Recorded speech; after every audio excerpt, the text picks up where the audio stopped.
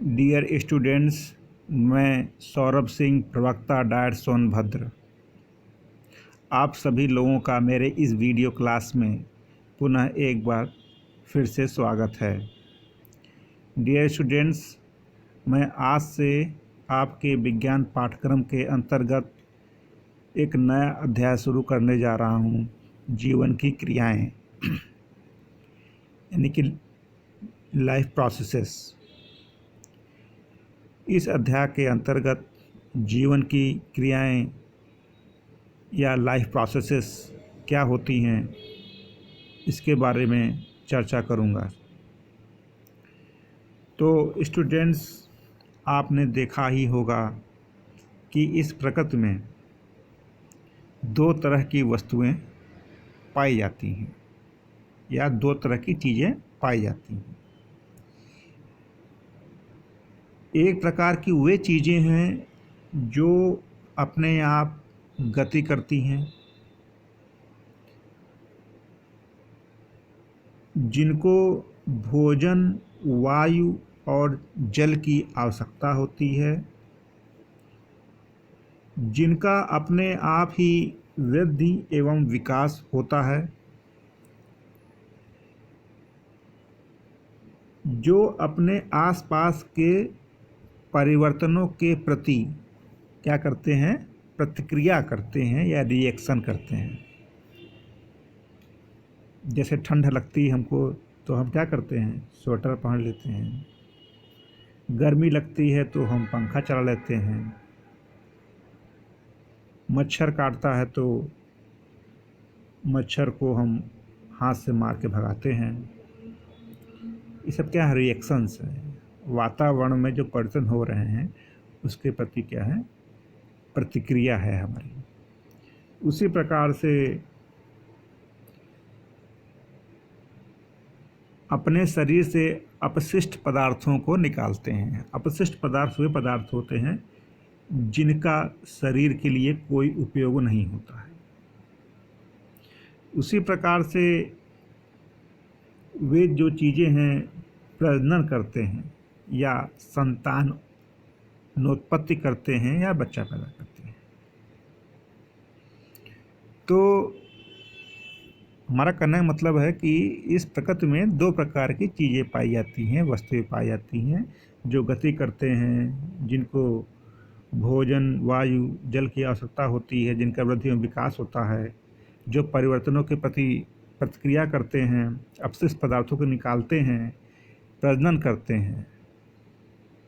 एक तो ये तरह के जीव हो गए जिनको हम सजीव कहते हैं या जीवधारी कहते हैं। सजीव का मतलब जीवन के साथ वस्तु, और जीवधारी मतलब कि वे वस्तुएं जिनमें जो जीवन का धारण करते हैं। इसके अलावा शेष वस्तुएं क्या कहलाती हैं, निर्जीव, बिना जीवन के। यानी कि ये जो लक्षण है जीवन के लक्षण है, ठीक है। तो इसी जीवन को बनाए रखने के लिए जीवधारियों को या सजीवों को कुछ मूलभूत या बुनियादी क्रियाएं करनी पड़ती हैं, जिससे कि जीवों में जीवन की निरंतरता बनी रहे। और इन्हीं मूलभूत क्रियाओं को हम जीवन की क्रियाएं या जैव प्रक्रियाएं या जीवन प्रक्रियाएं या लाइफ प्रोसेसेस कहते हैं। तो जीवन की क्रियाएं, तो जीवन की क्रियाओं को हम इस प्रकार से परिभाषित कर सकते हैं कि इस पृथ्वी पर अपने जीवन को बनाए रखने के लिए जीवधारियों द्वारा निष्पादित मूल या बुनियादी क्रियाएं क्या कहलाती हैं, जीवन की क्रियाएं या जीवन प्रक्रियाएं या लाइफ प्रोसेसेस कहलाती हैं। अब बात उठता है कि वो मूलभूत क्रियाएं क्या क्या हैं, कौन कौन सी वो मूलभूत क्रियाएं हैं जिनके जरिए जीवों में जीवन की निरंतरता बनी रहती है। तो वो प्रक्रियाएं हैं पोषण, न्यूट्रिशन, श्वसन, रिस्पिरेशन, परिवहन, ट्रांसपोर्टेशन, उत्सर्जन, एक्सक्रीशन, नियंत्रण एवं समन्वय, कंट्रोल एंड कोऑर्डिनेशन, वृद्धि एवं विकास, ग्रोथ एंड डेवलपमेंट, प्रचलन एवं गति, लोकोमोशन एंड मूवमेंट, और फाइनली प्रजनन या रिप्रोडक्शन। ये 8 वो मूलभूत प्रक्रियाएं हैं जो कि आवश्यक हैं जीवन को बनाए रखने के लिए या जीवन की निरंतरता बनाए रखने के लिए। अगर इनमें से कोई भी प्रक्रिया अगर सजीवों में नहीं होती है तो वो क्या हो जाएगा, निर्जीव हो जाएगा या मृत हो जाएगा। तो ये क्रियाएं क्या हैं, जीवन की क्रियाएं हैं, वे क्रियाएं जिनसे जीवन चलता है। ठीक है, तो जैव प्रक्रियाएं या जीवन की क्रियाएं वह क्रियाएं हैं जिनको जीवधारी निष्पादित करता है। किसके लिए, जीवन को बनाए रखने के लिए। इनको हम क्या बोलते हैं, जीवन क्रियाएं। अब हम जो जीवन की क्रियाएं हैं इनको हम संक्षेप में चर्चा करते हैं। इसके बाद अगले वीडियो क्लास में हम एक एक जो मूलभूत जीवन की क्रियाएं हैं उसको हम बाद में चर्चा करेंगे विस्तृत रूप में। तो पहले ही हमारी जो मूलभूत क्रिया है वो है पोषण या न्यूट्रिशन। तो पोषण क्या होता है? पोषण वह प्रक्रिया है जिसमें भोजन को शरीर में अंतर ग्रहण करके छोटे छोटे अणुओं में परिवर्तित किया जाता है जिनको शरीर के द्वारा अवशोषित किया जा सके। पोषण में क्या करते हैं, भोजन को अंतर्ग्रहण यानी शरीर के अंदर लिया जाता है और उसको छोटे छोटे टुकड़ों में तोड़ दिया जाता है। फिर उन टुकड़ों से छोटे छोटे अणुओं में तोड़ दिया जाता है और उन अणुओं को जीवों का शरीर क्या करता है, अवशोषण करता है। और उन अवशोषित अणुओं से क्या बनता है, कोशिकाओं का जीवद्रव्य बनता है, जीवद्रव्य से कोशिकाएं बनती हैं, कोशिकाएं से ऊतक बनते हैं, ऊतक से अंग बनते हैं, अंग से अंगतंत्र बनता है और अंगतंत्र से सजीवों का या जीवों का शरीर बनता है। पोषण के आधार पर जो सजीव होते हैं दो तरह के पाए जाते हैं।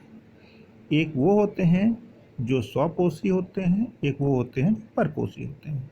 स्वपोषी माने पौधे। पौधे क्या होते हैं, वे अपना सूर्य के प्रकाश की उपस्थिति में वायुमंडल की कार्बन डाइऑक्साइड और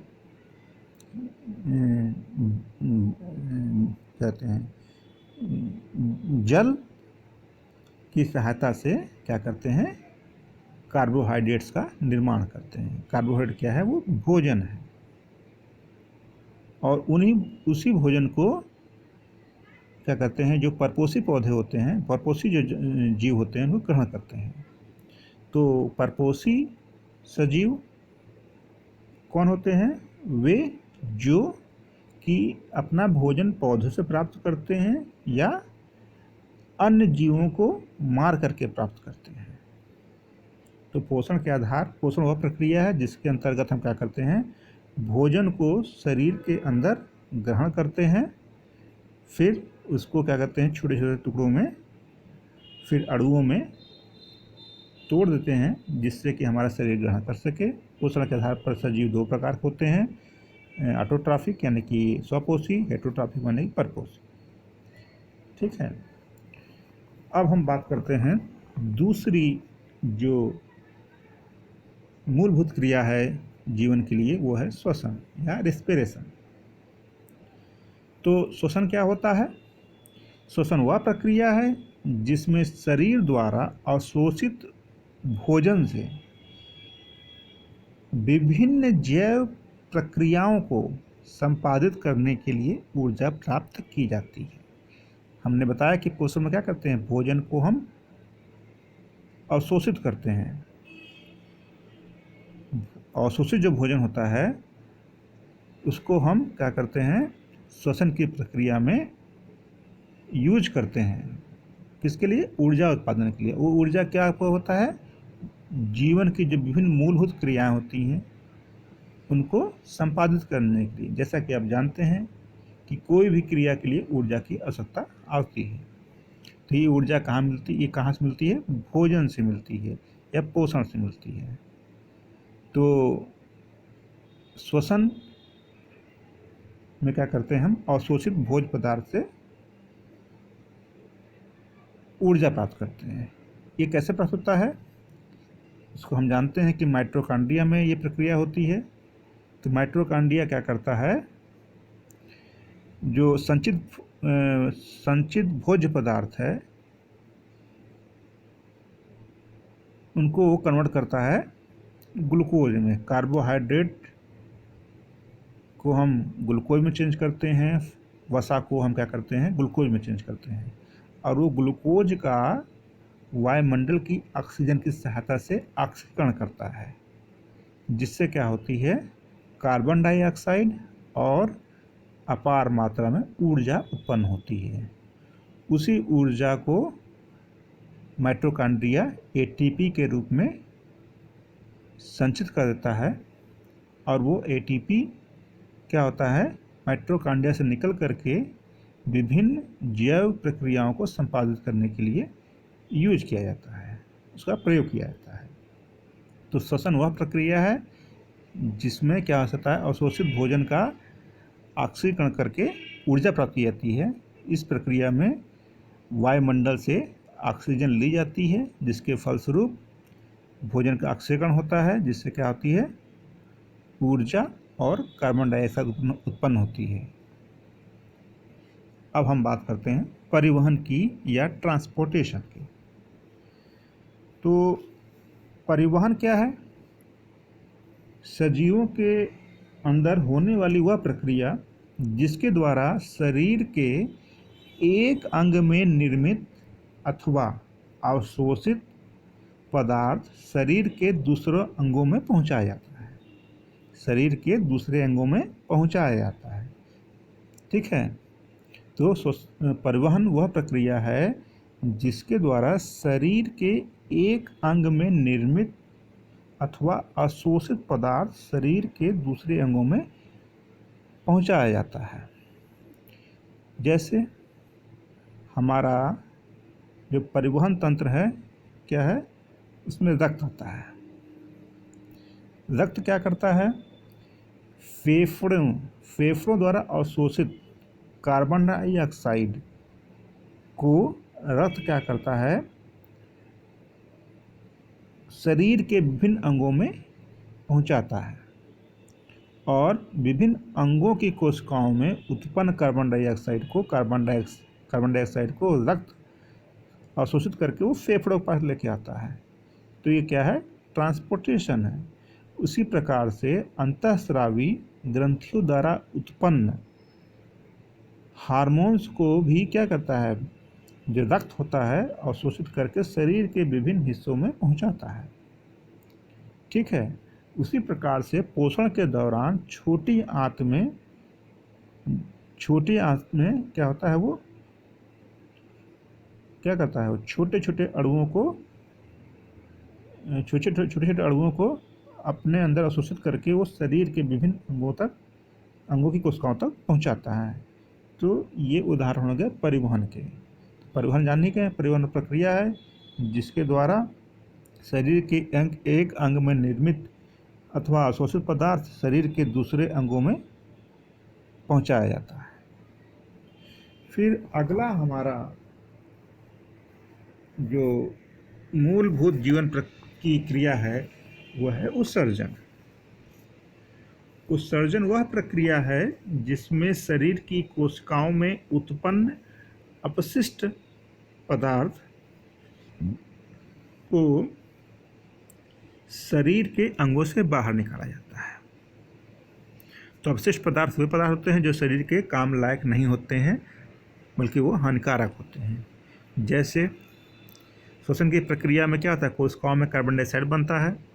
कार्बन डाइऑक्साइड किसी भी हालत में शरीर के लिए लाभदायक नहीं है, तो उसको शरीर के द्वारा बाहर निकाला जाता है। उसी प्रकार से प्रोटीन के उपापचय में क्या बनता है, यूरिया बनती है। यूरिया भी शरीर के लिए क्या है, हानिकारक है। तो यूरिया को भी मूत्र के रूप में शरीर से बाहर निकाला जाता है। इसी प्रकार से पोषण की प्रक्रिया में आवश्यक भोज्य पदार्थों के अवशोषित करने के बाद भी भोजन में क्या बचते हैं, कुछ अवशेष पदार्थ बचते हैं। अवशेष पदार्थ बचते हैं जो शरीर के लिए अनुपयोगी हैं। तो उन पदार्थों को शरीर क्या आता है, मल के रूप में शरीर से बाहर निकलता है। तो उत्सर्जन वह प्रक्रिया है जिसमें कोशिकाओं में उत्पन्न अपशिष्ट पदार्थों को शरीर के द्वारा बाहर निकाला जाता है। ठीक है। उसी प्रकार से अब हमारा अगला जो मूलभूत जीवन की क्रिया है, नियंत्रण एवं समन्वय, कंट्रोल एंड कोऑर्डिनेशन।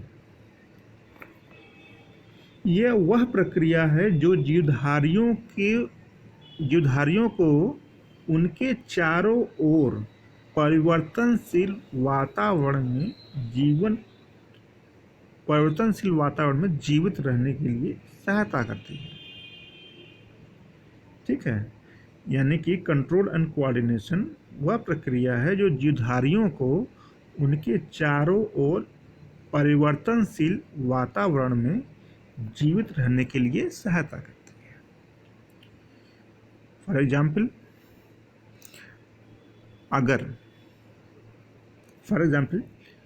अगर हम कहीं रास्ते में जा रहे होते हैं और कोई कीड़ा मकोड़ा जैसे ही हमारी आँखों में घुसने ही वाला होता है, उससे ही पहले क्या करते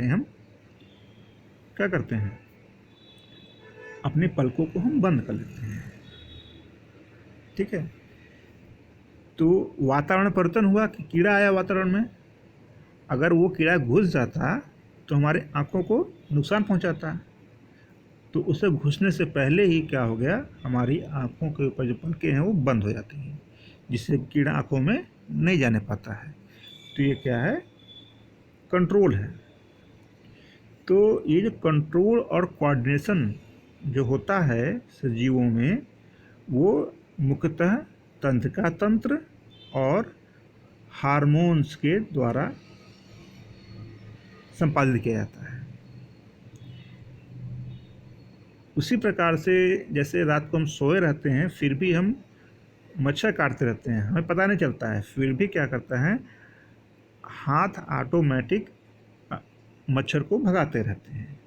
अगर वो मच्छर न भगाएं तो मच्छर क्या होंगे, हमारे शरीर पे रक्त को वो पी जाएंगे, जिससे क्या होगा, शरीर कमज़ोर होगा, है ना। उसी प्रकार से आपने देखा होगा जो कीटभक्षी पौधे होते हैं, उनके ऊपर जैसे कीटभक्षी पौधा कोई कीट बैठता है तो क्या होती हैं, कीटभक्षी पौधे उसको पकड़ लेते हैं। ये भी क्या है, कंट्रोल एंड कोऑर्डिनेशन का है। ये उनके सर्वाइवल के जरूरी है कि नहीं। उसी प्रकार से आपने देखा छुई मुई के पौधे जैसे छूते हैं तो उसकी पत्तियां क्या होती हैं, सिकुड़ करके नीचे तो झुक जाती हैं। या सूर्य के प्रकाश में क्या होता है, सूरजमुखी का फूल हमेशा सूरज की तरफ ही उसका चेहरा होता है। सूरजमुखी का जो फूल का जो फेस होता है वो हमेशा सूर्य के प्रकाश की तरफ ही होता है कि नहीं। तो ये सब क्या है, कंट्रोल एंड कोऑर्डिनेशन का एग्जाम्पल है। और हमारा अगला जो जीवन की मूलभूत प्रक्रिया है वो है वृद्धि एवं विकास, ग्रोथ एंड डेवलपमेंट। तो ग्रोथ एंड डेवलपमेंट वह प्रक्रिया है जिसमें एक छोटा जीवधारी एक बड़े जीवधारी या प्रौढ़ जीवधारी के रूप में परिवर्तित होता है। एक छोटी जीवधारी को एक प्रौढ़ जीवधारी के रूप में परिवर्तित होने को हम क्या कहते हैं? वृद्धि एवं विकास। जैसे टैडपोल मेंढक में परिवर्तित हो जाता है, अंडा चूजे में, चूजा मुर्गा या मुर्गी में परिवर्तित होता है, मानव शिशु वयस्क मानव में परिवर्तित होता है। तो ये है वृद्धि एवं विकास। इसके साथ ही साथ जब शरीर में कभी घाव हो जाता है तो घावों का भरना भी वृद्धि एवं विकास में आता है। जैसे छिपकली की पूंछ टूट के गिर जाती है तो पुनः छिपकली की पूंछ आ जाती है, ये भी वृद्धि एवं विकास का उदाहरण है। ठीक है, तो ये है वृद्धि एवं विकास। और हमारा अगला जो है जीवन की मूलभूत प्रक्रिया क्या है? प्रचलन एवं गति, लोकोमोशन एवं मोमेंट। ये क्या होता है? इसमें क्या होता है कि जीवधारी या तो एक स्थान से दूसरे स्थान को आता जाता है, जिसे हम क्या बोलते हैं? लोकोमोशन, है ना, या प्रचलन। ठीक है, तो प्रचलन वह प्रक्रिया है जिसमें जीवधारी या तो एक स्थान से दूसरे स्थान पे आता जाता है या एक स्थान पर बने रहकर अपने शरीर के अंगों को हिलाता डुलाता है। इसको हम क्या बोलते हैं? गति या मूवमेंट। तो प्रचलन और गति ये वे प्रक्रियाएं हैं जिसकी वजह से जीवधारी या तो एक स्थान से दूसरे स्थान पर जाता है या एक ही स्थान पर बने रह करके क्या करता है? अपने अंगों को हिलाता डुलाता है। ठीक है, तो लोकोमोशन वह प्रक्रिया है जिसमें जीवधारी एक स्थान से दूसरे स्थान जाता है, तथा मूवमेंट इन जीवधारी, मूवमेंट इन लिविंग थिंग्स क्या होता है? वो होता है कि एक ही स्थान पर बने रह करके वो अपने अंगों को हिलाता डुलाता है। तो प्रचलन जानते ही हैं, ये जब हम एक स्थान से दूसरे स्थान जाते हैं तो इसको हम बोलते हैं लोकोमोशन। और एक ही स्थान पर रखकर जब शरीर के अंग की गति करते हैं उसको हम मूवमेंट बोलते हैं। जैसे फूलों का खिलना, ये क्या है? मूवमेंट का एग्जाम्पल है। छूमे के पौधों को छूते ही उसकी पत्तियां का नीचे की तरफ झुक जाना, ये भी क्या है? मूवमेंट का एग्जाम्पल है। भोजन ग्रहण करने के बाद हमारी जो स्टोमच है उसमें क्या होता है? क्रमाकुंचन गति होती है, ये क्या है? मूवमेंट का एग्जाम्पल है। हमारे दिल की धड़कनों को धड़कना, हमारे दिल को धड़कना, ये भी क्या है? गति का एग्जाम्पल है। ये सब क्या है? एक ही स्थान पर रख करके क्या करते हैं? हिलते डुलते हैं। ठीक है, या खाना चबाते समय मुंह का हिलना डुलना, ये भी क्या है? मूवमेंट का एग्जाम्पल है।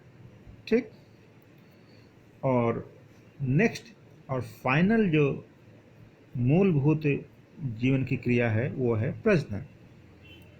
प्रजनन क्या होता है? प्रजनन वह प्रक्रिया है जिसमें जीवधारी अपनी ही तरह के एक या एक से अधिक जीवधारियों को उत्पन्न करता है, पैदा करता है, ताकि इस पृथ्वी पर जीवधारी का अस्तित्व बना रहे। तो अपनी ही तरह की एक या एक से अधिक संतानों की उत्पत्ति करना क्या कहलाता है? ये प्रजनन कहलाता है। प्रजनन दो तरह से होता है, लैंगिक प्रजनन और अलैंगिक प्रजनन, सेक्सुअल रिप्रोडक्शन और एसेक्सुअल रिप्रोडक्शन। ठीक है, सेक्सुअल रिप्रोडक्शन क्या होता है? सेक्सुअल रिप्रोडक्शन में जो मेल का स्पर्म होता है फीमेल के एग को फर्टिलाइज करता है, जिससे क्या होता है? जाइगोट बनता है, जाइगोट का डेवलपमेंट होता है, उससे एक नया जीव बनता है। और एसेक्सुअल रिप्रोडक्शन में क्या होता है, इसमें एक जो जीवधारी के शरीर से ही कुछ हिस्से कट करके या अलग होकर के नया जीव बनाते हैं। जैसे आलू के तनों को हम काट करके नया पौधा उत्पन्न करते हैं, काट करके जमीन में गाड़ते हैं जिससे क्या नया पौधा बनता है। गन्ना को काट करके जमीन में गाड़ते हैं जिससे नया पौधा बनता है। यानी कि एसेक्सुअल रिप्रोडक्शन मोस्टली प्लांट्स में पाया जाता है, पौधों में पाया जाता है। और कुछ जो निम्न श्रेणी के जो जंतु हैं जैसे अमीबा हुआ, और पोरफायरस संघ के जंतु हुए, ठीक है, ये सब क्या करते हैं, सेक्सुअल के साथ साथ एसेक्सुअल रिप्रोडक्शन भी करते हैं अपने संतानोत्पत्ति को बढ़ाने के लिए, जिससे कि उनका इस पृथ्वी पर अस्तित्व बना रहे। तो स्टूडेंट्स, ये हमारे क्या हो गए, मूलभूत जीवन की क्रियाएं। और अब हम इस टॉपिक को यहीं बंद करते हैं, ख़त्म करते हैं। नेक्स्ट वीडियो क्लास में हम प्रत्येक जीवन क्रिया को विस्तृत रूप से चर्चा करेंगे। धन्यवाद।